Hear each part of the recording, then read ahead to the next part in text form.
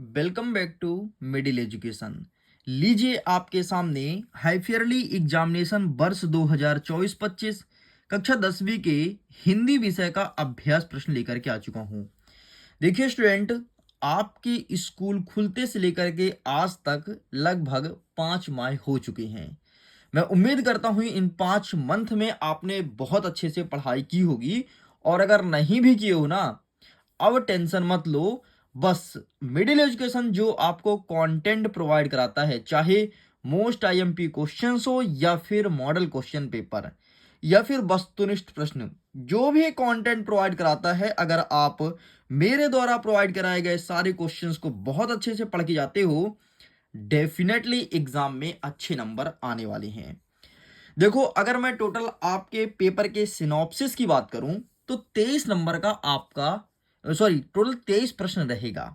75 number का total paper रहेगा। समय मिलेगा 3 घंटे।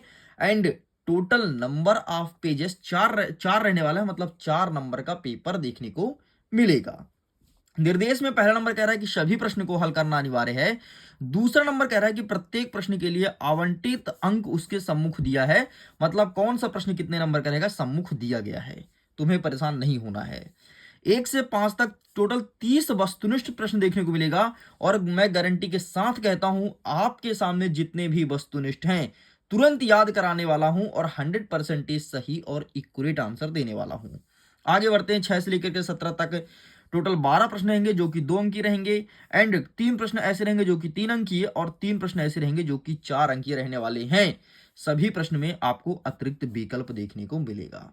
ठीक है, तो चलो हम फटाफट आगे बढ़ते हैं और सारे क्वेश्चंस को कंठस्थ करते हैं अपने दिमाग में।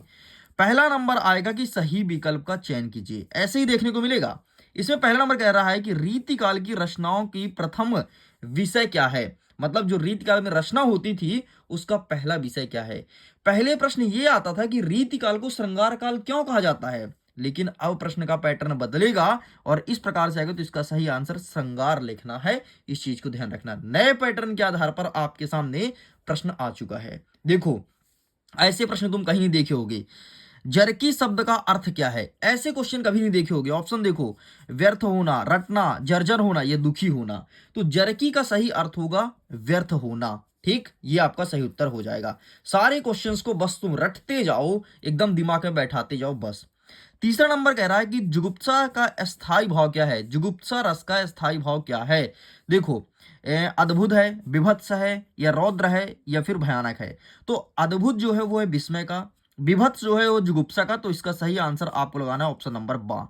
रौद्र है क्रोध का, भयानक है भय का, और रस से हमेशा प्रश्न आता है। तो ये वाला प्रश्न पुराने पैटर्न को फॉलो किया है।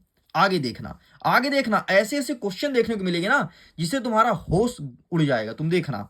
नेक्स्ट चौथा नंबर कहता है कि स्वयं प्रकाश जी ने पत्रिका का संपादन किया। उन्होंने किस पत्रिका का संपादन किया, ये क्वेश्चन तुम कहीं नहीं पढ़े होगे। अरे तुम्हारे परीक्षा बोर्ड में नहीं दिया होगा, ऐसे क्वेश्चन आ रहे हैं। तो इसका सही आंसर आपको लगाना है वसुधा पत्रिका का संपादन किया। आगे देखना, जिस समास में प्रथम पद विशेषण है और दूसरा पद विशेष है उसे क्या कहते हैं। कितना कठिन स्तर का प्रश्न पूछा है, मतलब अंदर घुस घुस के पूछा है। तो उसे कहते हैं कर्मधारय समास, अर्थात ऑप्शन नंबर 1 आपका सही उत्तर हो जाएगा। आगे देखना, देहाती दुनिया उपन्यास के लेखक कौन है। शिव पूजन सहाय, कमलेश्वर, या फिर फाणकेश्वर नाथ रेणु, या फिर आनंद यादव। तो इसका सही आंसर लगाएंगे शिव पूजन सहाय, ऑप्शन नंबर 1 आपका सही उत्तर हो जाएगा। सारे क्वेश्चंस को कंठस्थता दिमाग में बैठा लेना, इस चीज को ध्यान रखना। यकीन मानो, बहुत जगह सेम टू सेम यही क्वेश्चन पेपर देखने को मिल सकता है। आगे देखो, दूसरा नंबर कहता है रिक्त स्थान की पूर्ति कीजिए। पहला नंबर कहता है उत्साह एक डैश डैश डैश गीत है। तो आह्वान गीत है या फिर मधुर। तो उत्साह जो है वो एक आह्वान गीत है। ठीक, नेक्स्ट देखो, वीर, भयानक तथा रौद्र रस में कौन सा गुण पाया जाता है। तो वीर हो, भयानक हो या रौद्र है, सब में ओज का गुण पाया जाता है भाई। वीर वह बुंदेलो हल बोलो मुझसे हमने सुनी कहानी थी, ताकत वाला है। नेक्स्ट देखो, नायक के जीवन में किसी एक घटना का, देखो एक घटना का पूर्णतः से के साथ चित्रण क्या कहलाता है। तो किसी एक घटना का चित्रण होता है उसे कहते हैं खंड काव्य, ध्यान रखना। आगे देखो, बाल गोविंद भगत के गीत में डैश डैश का अभाव व्यक्त हुआ। तो बाल गोविंद भगत के गीत में प्रभु से मिलन का अभाव व्यक्त हुआ था, ध्यान रखना। आगे देखो, नेक्स्ट हम देखते हैं आगे क्वेश्चंस को।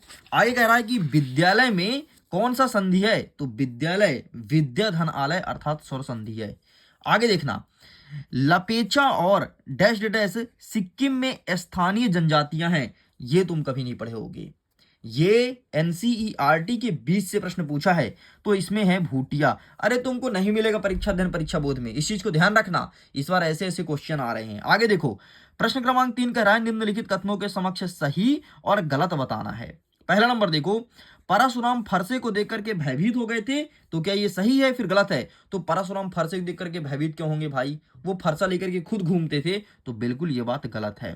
आगे देखो, दोहा है वो क्या वार्णिक छंद है? तो बिल्कुल गलत है, दोहा वार्णिक नहीं बल्कि मात्रिक छंद है, तो ये आपका गलत हो जाएगा।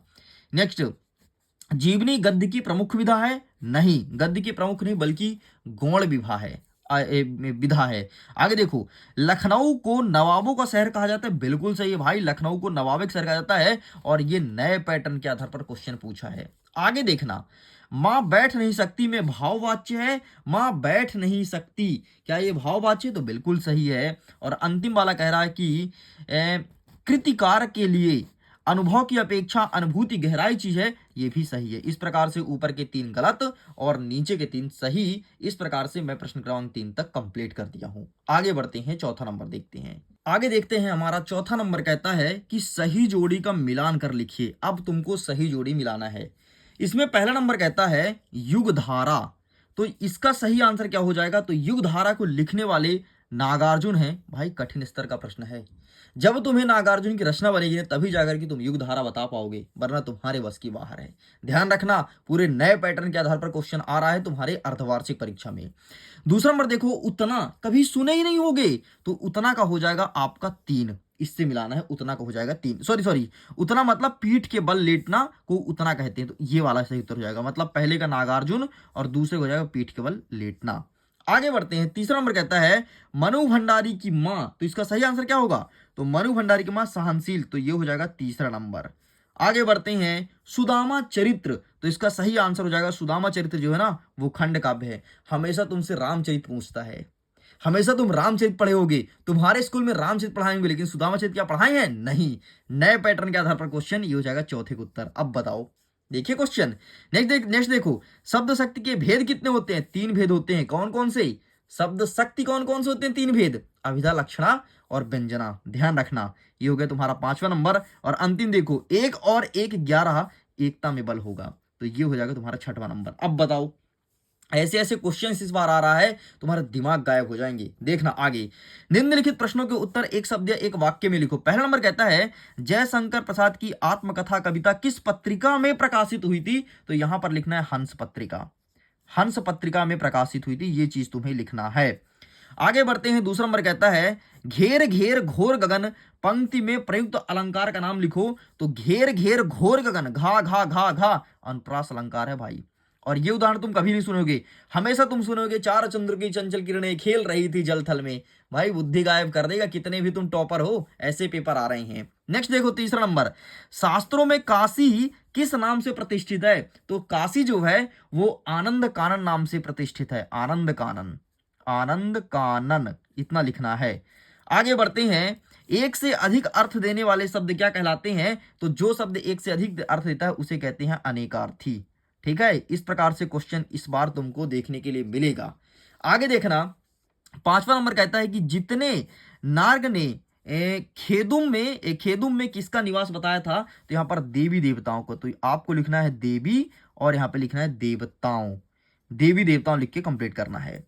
आगे बढ़ते हैं, 6वां नंबर, लेखक अज्ञेय अपनी अभ्यंतर व्यवस्था को किस प्रकार पहचान पता है? तो लिख करके। ठीक, ये लो भाई, इतने टफ लेवल के क्वेश्चन आ रहे हैं कि वस्तुनिष्ठ तुम्हारे दिमाग से गायब होने वाला, इस चीज को ध्यान रखना। आगे बढ़ते हैं, नेक्स्ट देखते हैं, 6वां नंबर कहता है कि रीतिकाल के 2 कवि का नाम लिखो और उसकी एक एक रचना बताओ। ये तो पुराने पैटर्न वाले क्वेश्चन हैं, तो ये रहा रीतिकाल के 2 कवि, ध्यान से देख लो। एक है कवि भूषण, जिनकी रचना है शिवराज भूषण, और शिवानी भवानी और चिंतामणि, मतलब कविकुल और कल्पतरु, ये इनकी रचना है। साइड करते हैं, आगे बढ़ते हैं। अथवा कहता है कि नई कविता की कोई 2 विशेषता बताओ। तो आइए नई कविता की विशेषता देखते हैं, ये रहा, और ये पुराने पैटर्न के आधार पर ही क्वेश्चन है, कुछ पैटर्न चेंज हुआ जो मैं तुम्हारे सामने लेकर के आया हूं। आगे बढ़ते हैं, नेक्स्ट कहता है कि तुलसीदास और सूर्यकांत त्रिपाठी निराले की काव्यगत विशेषताएं बताना है निम्न बिंदुओं के आधार पर। बिंदु क्या क्या रहेगा? दो रचनाएं, भाव पक्ष और कला पक्ष। प्रश्न 2 नंबर का ध्यान से देख लो।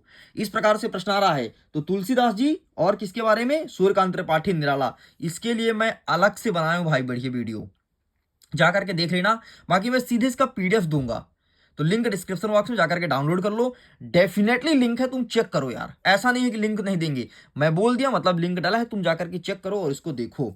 8वां नंबर देखो, परशुराम ने शस्त्रबाहु का वध क्यों किया था? लिखिए। तो परशुराम ने शस्त्रबाहु का वध क्यों किया, ये यहां पर आंसर लिखा है, इसका फोटो खींच लो। चलो साइड करते हैं, नेक्स्ट।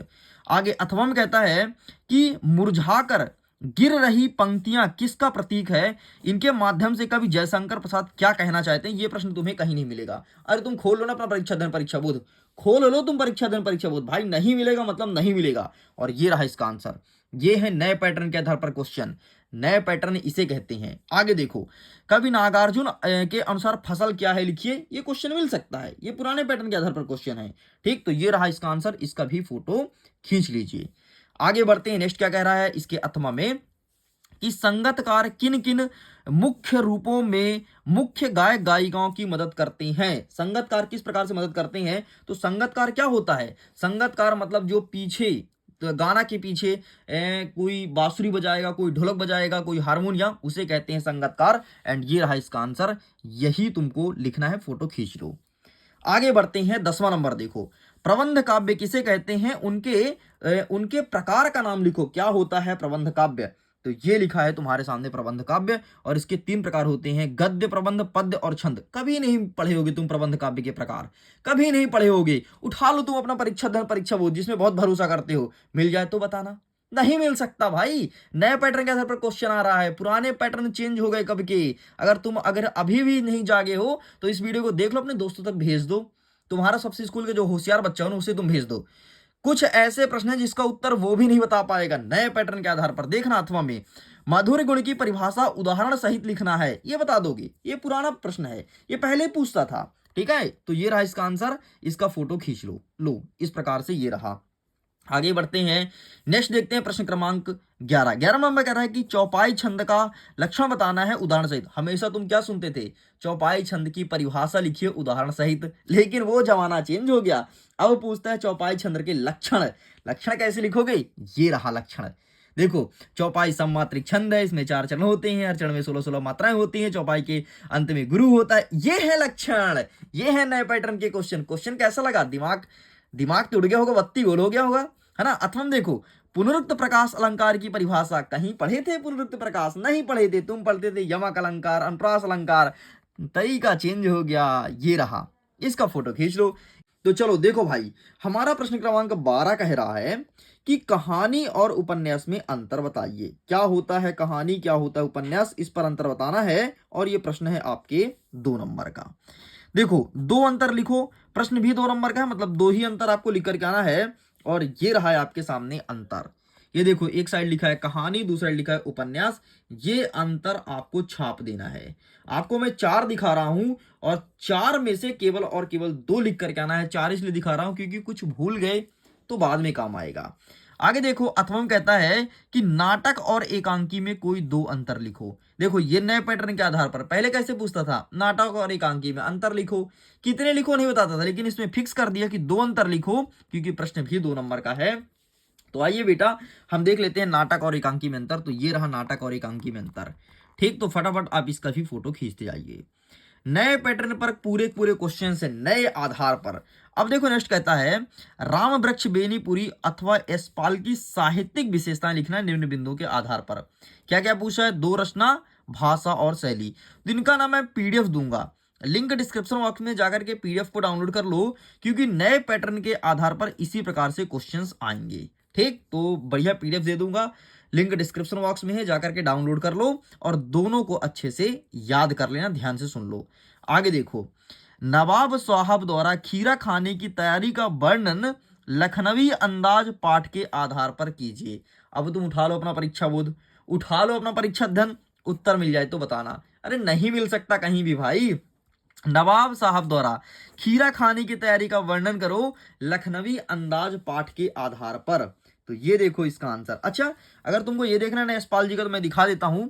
बाकी इन सब का आंसर मैं तुमको दे दूंगा भाई, ऐसे पीडीएफ मिलेगा, देख लो इस प्रकार से। उसमें ट्रिक भी रहेगा बढ़िया रचना का, ठीक है, इस प्रकार भाषा और शैली रहेगी, तो ये सब मैं तुमको दे दूंगा, टेंशन मत लो, ठीक है। अच्छा, राम वृक्ष बेनीपुरी का भी देख लो, इस प्रकार से रहेगा बढ़िया, ट्रिक सब में रहेगा, ट्रिक सब में रहेगा, यही पीडीएफ तुमको मिलेगा।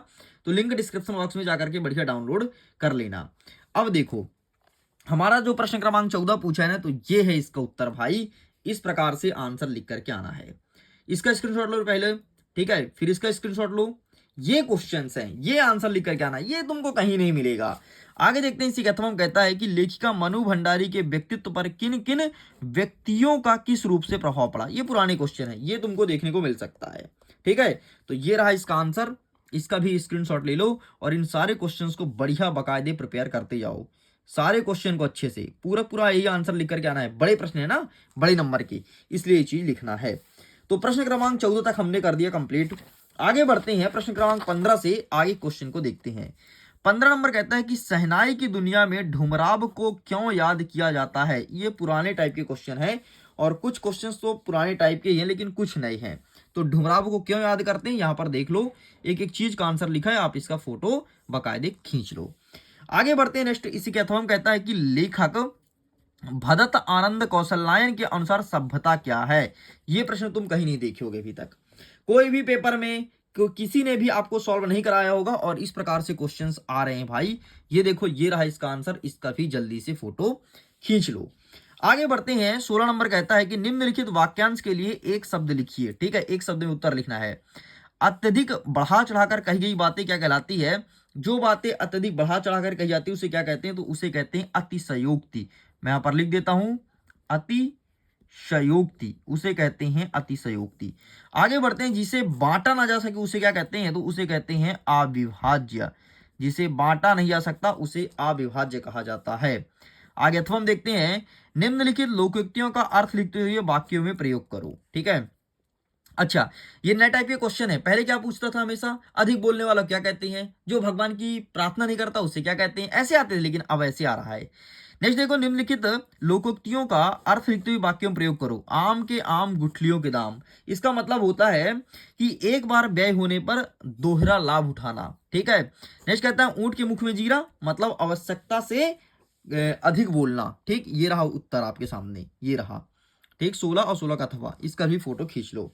आगे बढ़ते हैं, नेक्स्ट कह रहा है प्रश्न क्रमांक 17, कभी श्वेत तो कभी रंगीन पताकों का लगाना किन किन अवसरों की ओर संकेत करता है। देखिए, कभी घर में सफेद पताका लगता है, पताका मतलब झंडा, और कभी रंगीन लगता है, रंगीन मतलब कभी लाल पीला हरा, तो किस किस संकेत की ओर प्रतीक करता है। और ये नया टाइप का क्वेश्चन है, ऐसे क्वेश्चन तुम किसी की भी किताब में नहीं देखे होगे। तो ये रहा तुम्हारे सामने इसका आंसर। कभी श्वेत तो कभी रंगीन पताका फहराना अलग अलग अवसर की ओर संकेत करता है। जैसे श्वेत पताका शांति, सत्य और अहिंसा का प्रतीक है। किसी बुद्धिस्ट, बस ये मत लिखना, ठीक है, मृत्युत्व मत लिखना। आगे देखो, रंगीन पताका उत्सव, विजय या विशेष घटना के अवसर पर फहराई जाती है। इतना लिख के कंप्लीट करेंगे। आगे बढ़ते हैं, अथवम कहता है कि लेखक अज्ञेय के अनुसार प्रत्यक्ष अनुभव की अपेक्षा अनुभूति उनके लेखक में कहीं अधिक मदद करती है। इसका क्या कारण है, ये प्रश्न पूछा गया है। तो इस प्रश्न को भी देख लो, नए पैटर्न के आधार पर प्रश्न है भाई। मैंने भी आज तक बच्चों को ऐसे क्वेश्चंस नहीं पढ़ाया। तो ये देखो, इसका भी फोटो खींच लो, ये रहा उत्तर। इस प्रकार से यहां तक मैंने कर दिया कंप्लीट। चलिए आगे देखते हैं, प्रश्न क्रमांक 18, निम्नलिखित काव्यांश का संदर्भ प्रसंग सहित भावार्थ लिखो। देख लो भाई, मन की मन ही मांझ रही, कही जाई कौन पे उधो नहीं परती कही। और इसका आंसर आप स्वयं फाइंड करना, क्योंकि इसका आंसर ना तो हमें परीक्षा बोध में मिला है, ना तो परीक्षा अध्ययन में। नए पैटर्न के आधार पर क्वेश्चन है। इतना ही नहीं, तुम देखना, तो जब तुम्हारा आवेदन पत्र आएगा और वो जो पत्र लेखन आता है ना, छोटे भाई बड़े भाई पत्र लिखो जन्मदिन के लिए, इस बार अनम जन्मदिन गायब है, इस बार कुछ अलग ही पूछा है यार। क्या पूछा है तुम आगे देखना, दिमाग खुल जाएगा अगर पहले से मैं नहीं बताया होता तुमको। तो आगे देखो, अथवम कहता है कि मधुप गुनगुना कर कहा जाता कौन कहानी यह अपनी। तो ये वाला भाई मिल गया है मुझे, तो इसका आंसर मैं तुमको दिखा देता हूं। जो मुझे मिला है बहुत मशक्कत करने के बाद, वो मैं दिखा देता हूं। ये देखो, यह है आत्मकथा वाले पार्ट से, ठीक है। तो ये इसका संदर्भ प्रसंग और ये रहा भावार्थ, बस इतना चिपका करके चले आना, ठीक। ठीक है। अच्छा, ये वाला किस पार्ट से, तो ये सूरदास वाले पार्ट से। मैं पार्ट का नाम बता देता हूँ, इतना मदद कर सकता हूँ, बाकी आंसर नहीं मिला भाई।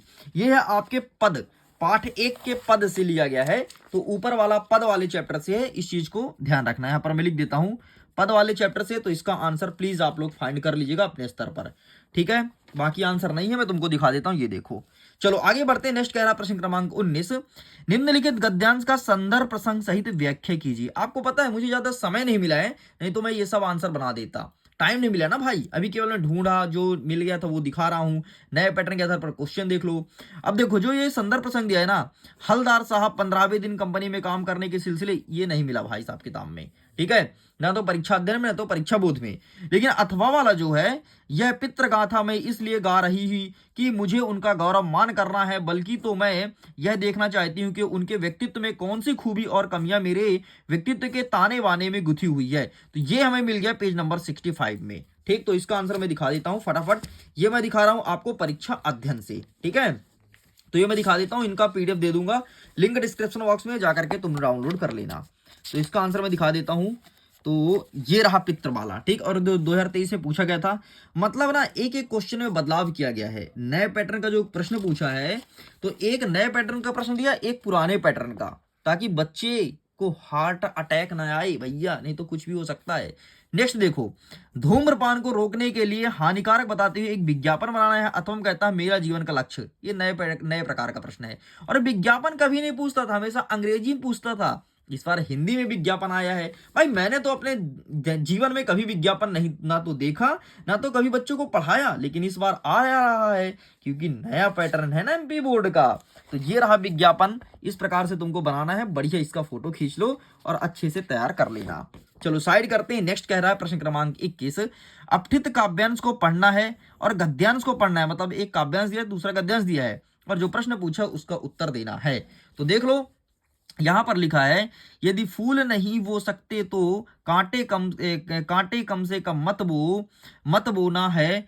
अगम चेतना की घाटी, कमजोर बड़ा मानव का मन, ममता की शीतल छाया में होता कटुता की स्वयं समन, ज्वालाएं जब धुल जाती खुल जाते हैं मुंदे नयन। आगे क्या लिखा है, होकर निर्मलता में प्रशांत, बहता प्राणों की क्षुब्ध पवन, संकट में यदि मुस्का न सको, भय से कतरा हो मत रो, यदि फूल नहीं वो सकते तो कांटे कम से कम मत बो।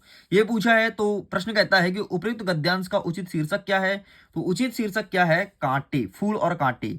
तो फूल और कांटे ये तुम्हारा शीर्षक है, ठीक है। ये रहा। नेक्स्ट कहता है कि उपयुक्त पंक्ति में फूल बोने और कांटे बोने का प्रतीकार्थ क्या है। फूल बोने का मतलब ये होता है कि अगर तुम किसी व्यक्ति के लिए भला नहीं चाह सकते हो, तो कांटे बोने मतलब किसी व्यक्ति के बारे में बुरा मत चाहो। देख लो, इस प्रकार से पूछता है। पहले क्या पूछता था कि इस गद्यांश का सारांश लिखो, लेकिन अब ये नहीं पूछेगा, अब गद्यांश के एक एक शब्द का अर्थ पूछेगा, ठीक है। नेक्स्ट कहता है, भय से कतरा होने पर मनुष्य की स्थिति कैसी बन जाती है। तो भय से कतराने से मनुष्य कभी मुस्कुरा नहीं सकता है, और उसके सामने संकट घिर जाती है, ठीक। तो मुस्कुरा ना सको, कभी मुस्कुराता नहीं है, ठीक है, मुस्कान नहीं होती है, तो मुस्कुराता नहीं है। ले भाई मैं लिख देता हूं, मुस्कुराता नहीं है। नेक्स्ट देखो, उक्त पंक्तियों में मानव के मन को कैसा बताया गया है। तो मानव के मन को निर्मल और शांत बताया गया है, ठीक है, निर्मल और शांत बताया गया है। चलो आगे देखते हैं अथवम क्या कहता है। अब अथवम दिया है कि व्यक्ति से अगली इकाई परिवार की है। पति पत्नी, माता पिता तथा बच्चे से परिवार बनता है। परिवार एक ऐसी इकाई है जो समाज और राष्ट्र से जुड़ी रहती है। अतः परिवार को सुख, समृद्धि और मंगल कामना के लिए प्रयत्न करना परिवार कल्याण समझता है। परिवार को सीमित रखने के प्रयत्न से ही परिवार कल्याण की भावना निहित होती है। मनुष्य को यह बात भली प्रकार से समझ लेना चाहिए कि परिवार को बिना सोचे समझे बढ़ते चले जाना मूर्खता के अलावा कुछ और नहीं है। यह दुर्बलता की बात है कि हमारे देश की जनसंख्या में अंधाधुंध वृद्धि हो रही है, जिसके परिणाम स्वरूप परिवार कल्याण का कार्य पिछड़ रहा है। परिवार के सभी लोगों को सुख समृद्धि तभी प्राप्त होगी जब परिवार के सदस्यों की संख्या सीमित होगी। एक व्यक्ति की आय को बांटने वाले जब कम होंगे, तो उसे पाने के लिए अधिक धन की प्राप्ति होगी। यह प्रश्न विचरणीय है कि परिवार कल्याण को ध्यान में रखते हुए परिवार को छोटा कैसे रखा जाए, इसके लिए आम जनता की चेतना जागृत करनी चाहिए। लोगों को समझना होगा कि जनसंख्या वृद्धि से उनके परिवार पर किन किन कठिनाइयों का सामना करना पड़ सकता है। उपयुक्त गद्यांश का शीर्षक क्या है? तो परिवार नियोजन। ध्यान सुन लो, परिवार नियोजन, ये इसका सारांश है। ठीक है, नेक्स्ट कहता है लेखक के अनुसार परिवार कल्याण का क्या महत्व है? तो परिवार कल्याण का मतलब होता है कि कार्य पिछड़ा जाता है। परिवार कल्याण मतलब कार्य पिछड़ जाता है। ठीक है, ये रहा दूसरे का उत्तर भाई। नेक्स्ट देखो, सुख समृद्धि पद का विग्रह कर समास लिखो। तो सुख समृद्धि का हो जाएगा सुख और समृद्धि, और ये हो जाएगा आपका द्वंद्व समास। ले भाई, द्वंद्व समास ऐसे तुम कभी नहीं पढ़े होगे। नेक्स्ट देखो, परिवार को छोटा करने के लिए हमें क्या करना चाहिए? तो परिवार नियोजन कार्यक्रम अपनाना चाहिए। परिवार नियोजन कार्यक्रम अपनाना चाहिए, इससे परिवार छोटा होगा। चलो अब आगे बढ़ते हैं। 22 नंबर, विद्यालय में खेल सामग्री की मांग करने हेतु प्राचार्य को आवेदन पत्र। तुम उठा लो अपना परीक्षा बोध, परीक्षा अध्ययन, कहीं उत्तर मिल जाए तो बताना। नहीं मिल सकता, नए पैटर्न पर क्वेश्चन। अथवा देखो, समय के सदुपयोग और परिश्रम पर बल देते हुए छोटे भाई पत्र लिखो। मतलब उसको समझाओ कि बेटा समय बहुत महत्वपूर्ण है, इसे बचा के रखो, कहीं नहीं मिलेगा। मेरे पास भी आंसर नहीं है भाई, नहीं बना पाया जल्दी जल्दी में, क्योंकि अभी अभी ये प्रश्न पत्र आया है, इसलिए नहीं है, क्षमा चाहता हूं। आगे देखो, 23वां नंबर कहता है निम्नलिखित किसी एक विषय पर रूपरेखा सहित सार गर्भित निबंध लिखो। 157 पेज में मुझे मिला है इसका आंसर, और केवल एक ही मिला है, वो है विद्यार्थी जीवन। ठीक है, तो ठीक है, दिक्कत क्या है, हमें एक ही लिखना है, तो एक मैं तुम्हें फटाक से दिखा देता हूं, और बढ़िया इसे अच्छे से प्रिपेयर कर लेना। ठीक है, ये तुम्हें पहला नंबर का आंसर है, ये देखो। तो ये रहा विद्यार्थी और अनुशासन। तो बस इसका फटाफट फोटो खींच लो और इसको अच्छे से प्रिपेयर कर लेना। चलिए, तो इस प्रकार से मैं सब कुछ कंप्लीट कर दिया हूं। दोनों सेट आपके सामने हैं, सेट नंबर 1 और 2। अगर अभी तक आपने एक नहीं देखा तो जाइए जा करके देखिए, सारे क्वेश्चंस को पढ़ा दिया हूं भाई। अब अगर तुम इसको मिस किए ना, तो समझो भाई तुम्हारी तो पुंगी बजने वाली है। पीडीएफ को डाउनलोड कर लो, लिंक डिस्क्रिप्शन बॉक्स में। बाकी जो क्वेश्चन छूटा है उसका आंसर स्वयं प्रिपेयर करना। अगर समय मिलता है तो मैं दे दूंगा, नहीं मिला तो उम्मीद मत रखना, प्लीज स्वयं प्रिपेयर करना, क्योंकि आंसर बनाने में टाइम लगता है। जितना आंसर मिला है मैं तुम्हारे सामने रख दिया हूं। चलो, वीडियो को नहीं करता हूं, एग्जाम के लिए all the best. Link description box में जाकर के डाउनलोड कीजिए।